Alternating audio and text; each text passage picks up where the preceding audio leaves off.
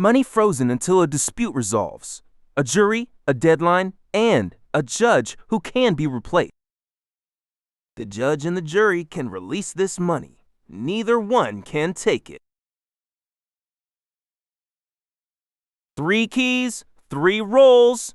Alice is the plaintiff, Bob is the defendant, and Carol is the judge. Every method on this contract checks her signature and only hers.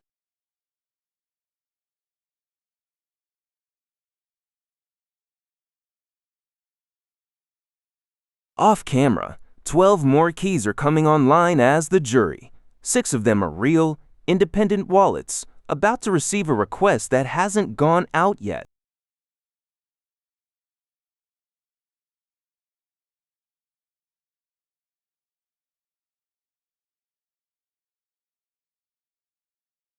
On Bitcoin, there is no account and no balance. There are coins, and each one carries its own condition for spending it. Usually, that condition is show one signature. Here, it is show the judge's signature and 6 of 12 jury signatures. The money is not sent to the judge. It sits as a coin none of the 3 of them can open alone.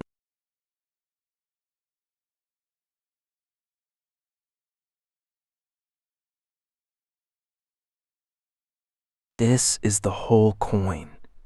The condition is not a link to a server or an entry in a database. It is code sitting right inside the transaction output. When someone tries to spend it, the network's own nodes execute that code and decide whether to accept the spend.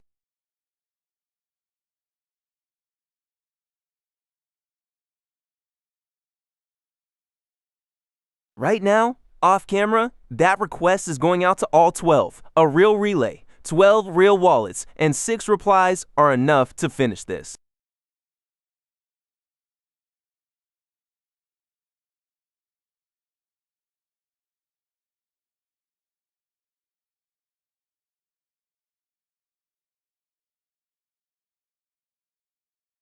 Notice what the contract actually verified. Not just the signatures, but its own spending transaction too. The judge and jury can decide to release the funds. They cannot decide to release them to themselves. The recipient's address was locked into this coin from day one.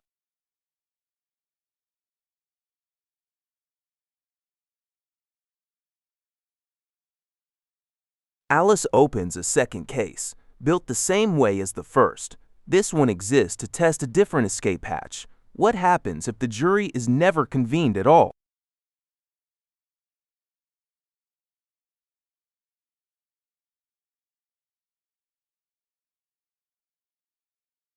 This deadline is not a date, and it is not a timer on anyone's server. It is a block height. The network will not accept this transaction until the chain grows that tall. For this recording, the deadline was set 2 blocks in the past on purpose, so nobody had to wait an hour on camera for it.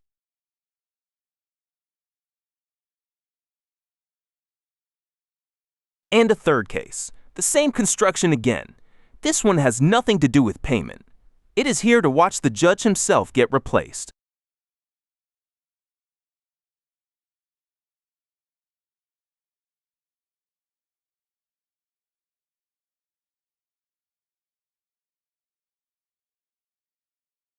The current judge is the only one who can hand the case to someone new. Alice, who opened it, has no say in who that is.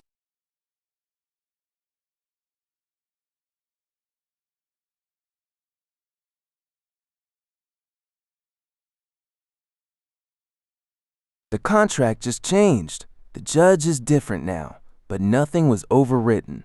The old coin was spent, and that very transaction created a new one with the new judge inside it. State on Bitcoin is not a variable that gets rewritten.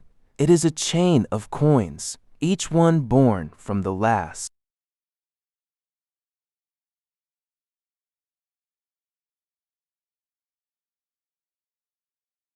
A second contract now for something more ordinary. A company, treasury, same 3 keys. A much simpler rule. 2 signatures out of 3, and it does not matter which 2.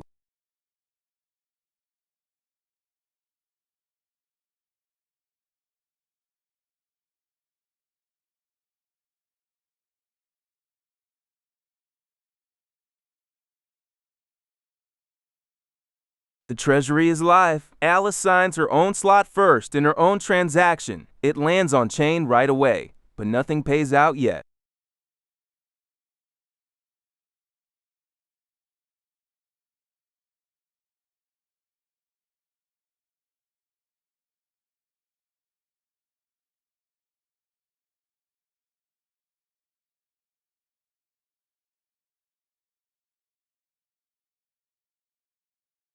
One signature down, recorded and waiting. The contract does not care when the second one comes, or in what order. It is simply counting.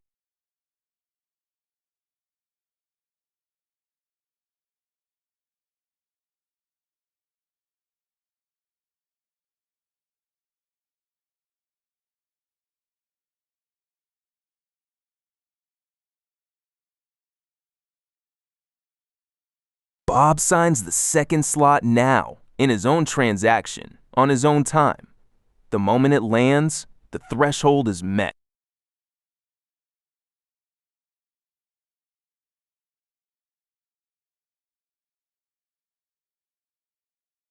Here, the signatures are not collected in one place all at once. Each owner signs their own transaction whenever it suits them, and the contract remembers it on chain. The payment goes through by itself the moment 2 of 3 have signed.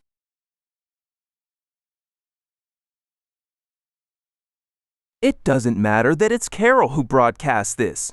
Pay needs no signature at all once 2 of 3 have agreed. Anyone could have sent it.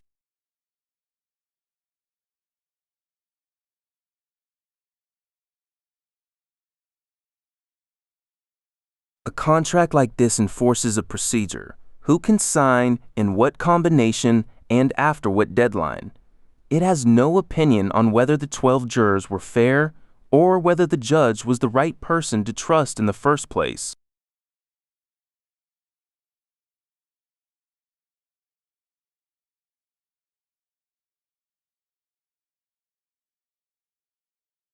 Money that only ever moved where the contract said it could.